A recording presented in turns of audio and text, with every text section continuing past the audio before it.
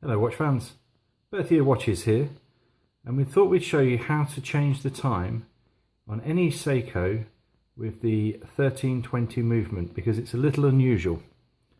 What happens is if you just click the crown, it goes forward an hour. If you turn the crown just a little bit, it will just go forward 1 minute, and you can turn it back 1 minute too.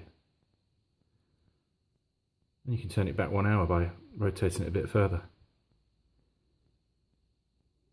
All powered by the battery.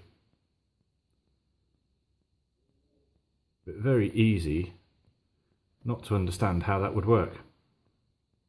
There you go, a little helpful video from Berthier Watches.